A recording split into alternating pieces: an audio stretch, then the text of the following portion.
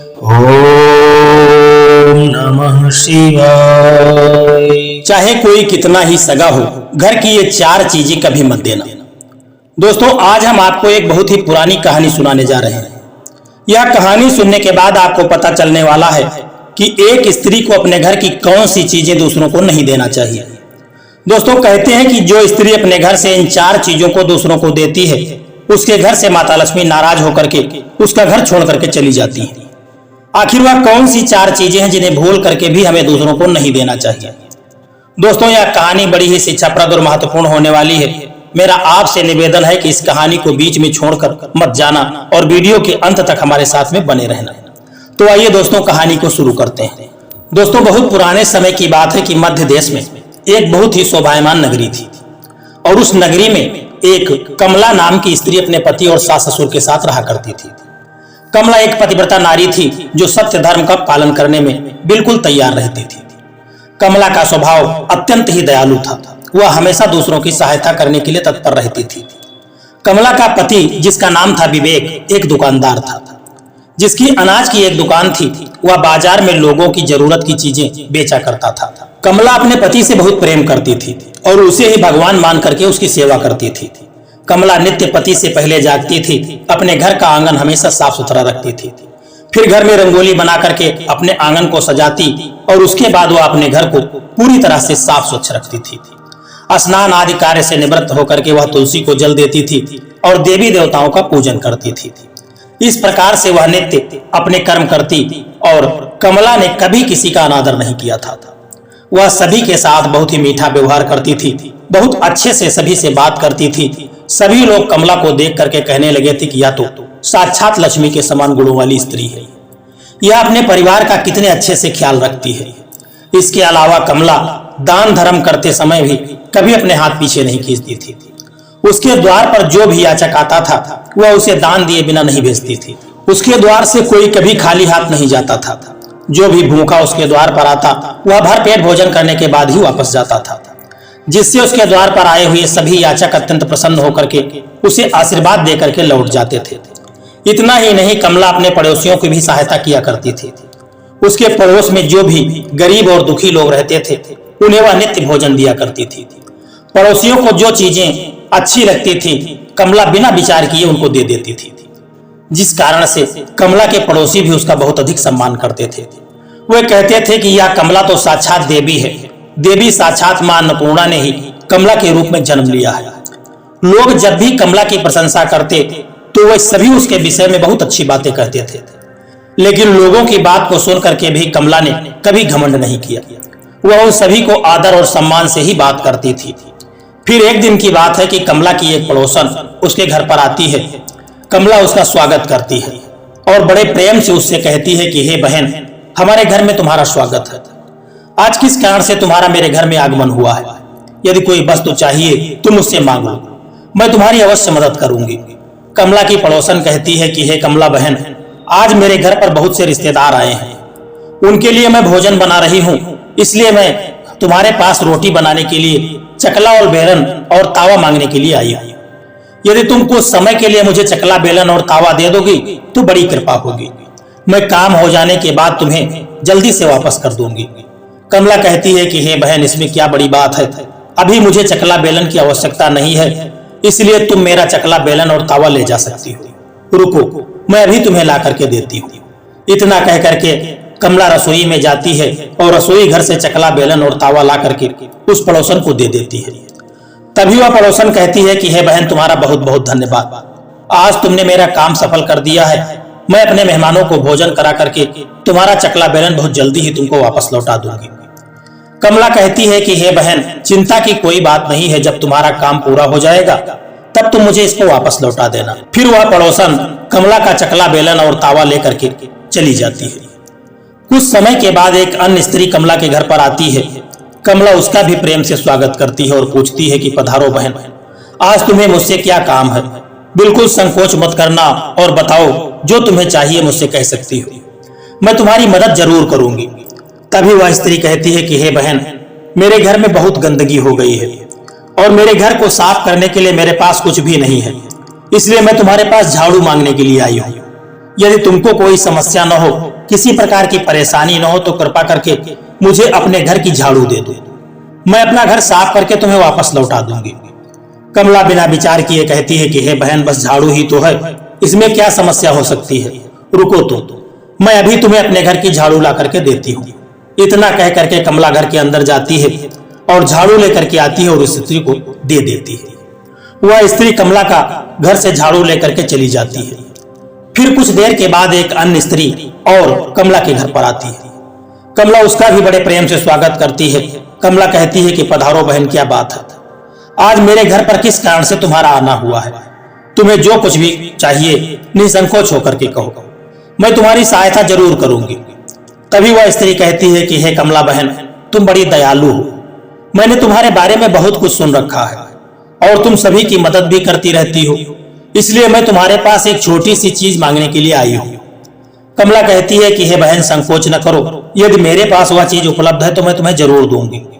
तुम्हें जो चाहिए वह मांगो, यदि मेरे बस में होगा तो मैं किसी कीमत पर तुमको मना नहीं करूंगी, मैं तुम्हारी सहायता जरूर करूंगी। तभी वह स्त्री कहती है कि हे कमला बहन, आज मेरी बेटी को देखने के लिए लड़के वाले आ रहे हैं, इसलिए मैं चिंता में हूं। मेरे पास पहनने के लिए एक भी गहना नहीं है, तो मैं अपनी बेटी को क्या दे दूं। उसके पास पहनने के लिए अच्छे वस्त्र भी नहीं है, इसलिए कृपा करके मुझे आप थोड़े से गहने और वस्त्र उधार दे दीजिए, केवल एक दिन के लिए दे दो। जब लड़के वाले देख करके चले जाएंगे तो मैं तुम्हारे गहने और तुमको वस्त्र जो हैं वह सब वापस कर दूंगी। उस पड़ोसन की बात को सुनकर के कमला कहती है कि बस इसी बात है बहन, इतनी सी, तुम चिंता बिल्कुल मत करो। तुम्हारी बेटी तो मेरी बेटी के समान है और उसकी सहायता मैं अवश्य करूंगी। मैं अभी तुम्हें अपने गहने और साड़ी देती हूँ, जिसे पहन करके तुम्हारी बेटी राजकुमारी की तरह लगेगी। फिर कमला अंदर जाती है और अपने गहने और साड़ी लेकर के आती है और उस औरत को दे देती है। वह औरत प्रसन्न होकर के कमला के गहने और साड़ी लेकर के अपने घर को चली जाती है। फिर शाम हो जाती है और एक अन्य पड़ोसन कमला के घर पर आती है। कमला उसका भी बड़े प्रेम से स्वागत करती है और कहती है कि बहन बता रो, आज क्या बात है, किस कारण से मेरे घर पर आना हुआ है, मैं तुम्हारी किस तरह से सहायता कर सकती हूँ। तुम्हें जो कुछ भी चाहिए बिल्कुल निसंकोच होकर के कह दो, मैं तुम्हारी मदद जरूर करूंगी। वह पड़ोसन कहती है कि हे कमला बहन, तुम बड़ी दयालु हो और तुम सभी की मदद करती हो, इसलिए मैं तुम्हारे पास आई हूँ। मेरा बच्चा बहुत भूखा है और उसे पिलाने के लिए दूध मेरे घर में नहीं है, इसलिए मैं तुम्हारे पास थोड़ा सा दूध मांगने के लिए आई थी। अगर तुम्हारे पास से थोड़ा सा दूध मिल जाता तो बड़ी कृपा होती। कमला कहती है, अरे बहन, इसमें कौन सी बड़ी बात है, लो अभी मैं तुम्हें दूध दे देती हूँ। इस तरह से कमला रसोई में जाती है और थोड़ा सा दूध लेकर के आती है और उस पड़ोसन को दे देती है। वह पड़ोसन दूध लेकर के बड़ी प्रसन्नता के साथ अपने घर को वापस चली जाती है। इस प्रकार से कमला अपने सभी पड़ोसियों की मदद कर देती है और प्रसन्न होकर के घर का काम करने में लग जाती है। फिर रात होती है। उसका पति विवेक जब घर पर वापस लौटता है, कमला अपने पति को प्रणाम करती है और उसकी खूब अच्छे से सेवा करती है। रात को दोनों पति पत्नी आनंद से सो जाते हैं।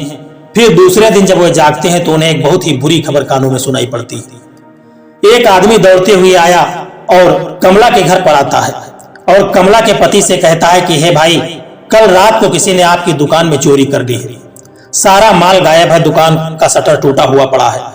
कमला का पति एकदम से घबरा जाता है और दौड़ते हुए अपने दुकान पर जाता है तो देखता है उसका सारा माल किसी ने लूट लिया है। वह देखता है कि उसके दुकान में रखा हुआ सारा धन चोरी हो चुका है। वह दुखी हो जाता है और निराश होकर के अपने घर पर वापस लौटता है और कमला को बहुत सारी बात बताता है, जिसे सुन करके कमला बहुत दुखी हो जाती है। कमला कहती है कि आप चिंता बिल्कुल मत करिए, हमारे घर में अभी बहुत सारा धन रखा हुआ है, जिसे आप फिर से नया व्यापार शुरू कर सकते हैं। फिर कमला अपने घर की तिजोरी खोल करके देखती है तो पूरी तरह से आश्चर्यचकित हो जाती है, क्योंकि तिजोरी तो खाली थी, उसके अंदर का सारा माल अब चोरी हो चुका था। यह देख करके कमला बहुत दुखी हो जाती है। उसे समझ में नहीं आता है कि यह कैसे हुआ। कमला का पति उस पर बहुत क्रोधित हो जाता है और पूछता है, कमला सच सच बताओ कि हमारे घर के अंदर रखा हुआ जो भी पैसा था वह सारा पैसा कहाँ गया? कमला कहती है कि हे नाथ, मैं घर पर ही थी, सारा धन तिजोरी में रखा हुआ था, किसने इसे चुरा लिया पता नहीं। कृपा करके आप शांत हो जाइए, हम कोई न कोई उपाय जरूर ढूंढ लेंगे।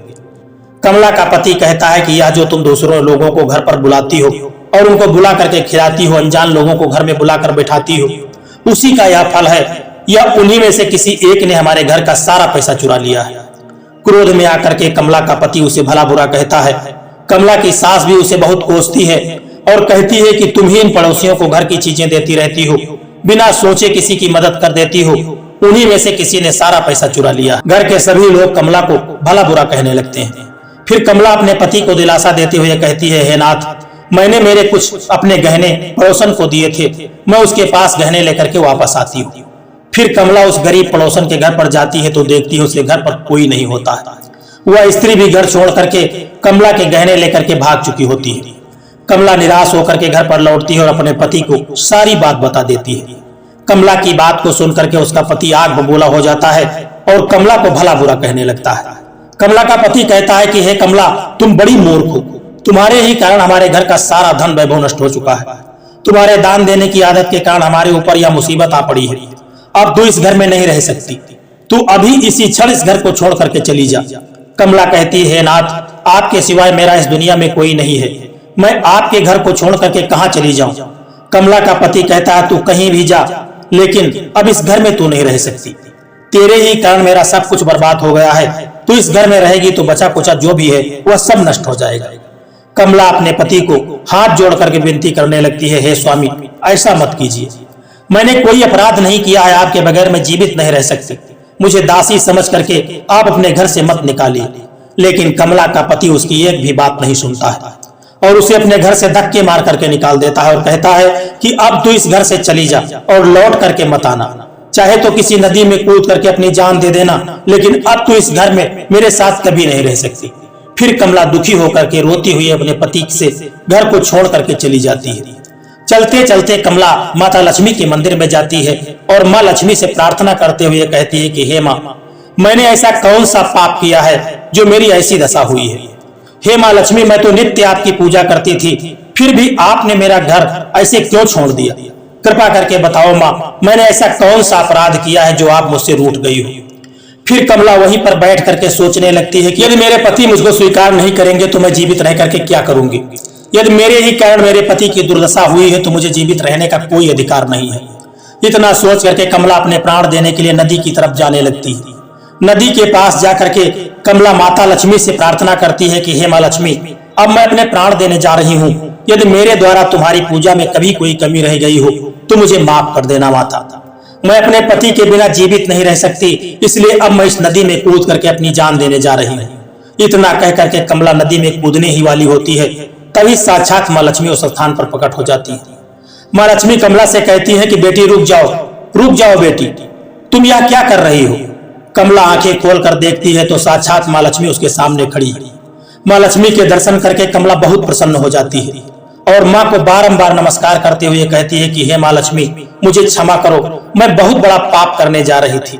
देवी लक्ष्मी कहती है कि हे कमला, मनुष्य को स्वयं अपने प्राण नहीं लेने चाहिए, यह महापाप है। वह महामूर्ख मनुष्य होता है जो स्वयं अपनी जान ले लेता है।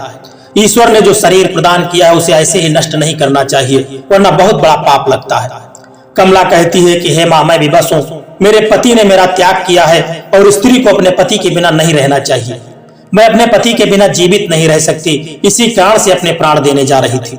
देवी लक्ष्मी कहती है कि हे कमला, मैं सब कुछ जानती हूँ और यह भी जानती हूँ कि तुम्हारे पति ने तुम्हारा त्याग क्यों किया है। यह सब तुम्हारी ही भूल के कारण हुआ है। तुमने अनजाने में कुछ ऐसी चीजों का दान किया है जिसके कारण मुझे तुम्हारा घर छोड़ करके जाना पड़ा। जो भी स्त्री अपने घर की इन चीजों को दूसरों को दे देती है उसके घर में मेरा वास नहीं होता है। मैं उन वस्तुओं के साथ ही उनका घर छोड़ करके चली जाती हूँ। तभी कमला कहती है कि हे माता, वह ऐसी कौन सी वस्तुएं हैं, कृपा करके आप मेरा मार्गदर्शन करिए और मुझे बताइए, मैंने कौन सी वस्तु का दान किया है जिसके कारण आपने मेरे घर का त्याग किया है। देवी लक्ष्मी कहती हैं कि हे पुत्री, अब तुम ध्यान से सुनो, मैं तुम्हें उन चीजों के बारे में बताती हूँ जो किसी भी स्त्री को दूसरों को नहीं देनी चाहिए। इन चीजों का दान करने से मैं उसका घर छोड़ करके हमेशा के लिए चली जाती हूँ। हे कमला, सबसे पहली वस्तु है चकला, बेलन और तावा। किसी भी स्त्री को अपने घर का चकला, बेलन और तावा कभी दूसरों को नहीं देना चाहिए। रसोई घर में इन वस्तुओं का महत्व सबसे अधिक होता है। इन वस्तुओं की पवित्रता सदैव बनी रहनी चाहिए। इन्हीं वस्तुओं से भगवान विष्णु को प्रसाद बनाया जाता है और तावे पर बनी हुई पहली रोटी गाय को खिलाई जाती है। इसलिए इन वस्तुओं को हमेशा स्वच्छ और शुद्ध रखना चाहिए, दूसरों को देने पर यह अपवित्र हो सकती है। और फिर इनका उपयोग करना अशुभ फल प्रदान करता है। इसीलिए कमला, तुमने अपने रसोई घर से चकला, बेलन और तावा अपनी पड़ोसन को दे करके सबसे पहली बड़ी भूल की थी। आगे माता लक्ष्मी कहती है कि हे कमला, अब तुम दूसरी वस्तु के विषय में सुनो। तुमने अपनी पड़ोसन को अपने घर में रखी हुई झाड़ू ही दे दी थी, जिस वस्तु में मेरा सदैव निवास होता है, जो वस्तु मुझे सबसे अधिक प्रिय है, तुमने उसी ही दूसरे को दे दिया, तो फिर मैं तुम्हारे घर में कैसे ठहरती? हे कमला, जो स्त्री अपने घर की झाड़ू दूसरों को दे देती है, मैं उसके घर को त्याग देती हूँ। झाड़ू से घर की स्वच्छता की जाती है और जहां पर स्वच्छता होती है उसी स्थान पर मेरा निवास हो जाता है। ध्यान में रखना कमला, घर में झाड़ू को हमेशा छिपा करके रखना चाहिए। झाड़ू पर बाहरी व्यक्ति की नजर भी नहीं पड़नी चाहिए। झाड़ू एक अत्यंत पवित्र वस्तु है, इसे पैर से कभी नहीं छूना चाहिए और इसे कभी भी विष्ठा आदि प्रकार की गंदगी साफ नहीं करनी चाहिए। माता लक्ष्मी कहती हैं कि हे कमला, अब तुम तीसरी वस्तु के बारे में सुनो, जो एक स्त्री को कभी दूसरे को नहीं देनी चाहिए। वह वस्तु है गहना और आभूषण।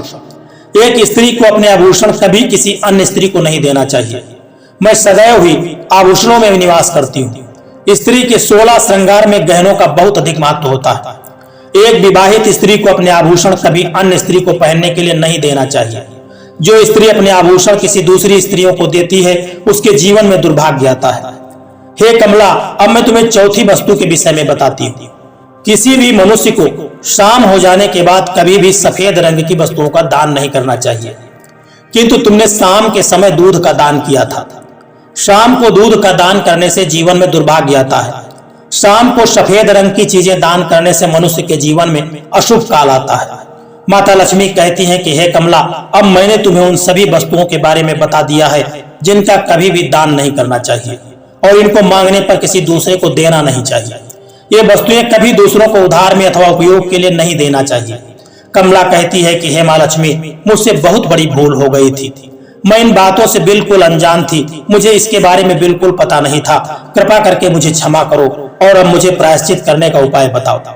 देवी लक्ष्मी कहती है कि हे कमला, तुमने प्रायश्चित तो पहले ही कर लिया है, इसीलिए अब तुम अपने घर को वापस लौट जाओ। मैं तुम्हें तुम्हारा संपूर्ण वैभव और धन संपत्ति तुमको वापस लौटा देती हूँ। इतना कहकर के माता लक्ष्मी उस स्थान से अंतर ध्यान हो जाती है। फिर कमला भी मां लक्ष्मी को धन्यवाद करती है और उस स्थान से घर की तरफ जाने लगती है। तभी उसका पति विवेक ढूंढते हुए उसकी तरफ आ रहा होता है। वह कमला के पास आकर के उसे क्षमा मांगता है और कहता है कि हे कमला, मुझे माफ करो, मैंने तुम्हें बहुत भला बुरा कहा था। तुम तो साक्षात देवी के समान हो। माँ लक्ष्मी की कृपा से हमें अपना सारा धन वैभव जो भी था लूट गया था, वह सब कुछ वापस मिल गया है। जिन लोगों ने हमारा धन लूटा था उन सभी ने हमारा धन हमको वापस कर दिया है और तुम्हारा नाम लेते हुए मुझसे क्षमा भी मांगी है। यह सुन करके कमला बहुत प्रसन्न होती है और अपने पति के साथ घर पर वापस लौट आती है। माता लक्ष्मी की कृपा से कमला के घर में फिर से सुख समृद्धि आ जाती है और उसके बाद में कमला अपने घर की ये 4 चीजें कभी दूसरों को नहीं देती है। दोस्तों, हमें पूरा उम्मीद है कि यह कहानी आपको बिल्कुल पसंद आई होगी। यह कहानी आपको कैसी लगी है, एक प्यारा सा कमेंट करके जरूर बताना। और यदि वीडियो आपको अच्छा लगा है तो इस वीडियो को लाइक शेयर करना और चैनल को सब्सक्राइब करने की भी कृपा कर देना। जय श्री कृष्णा, राधे राधे।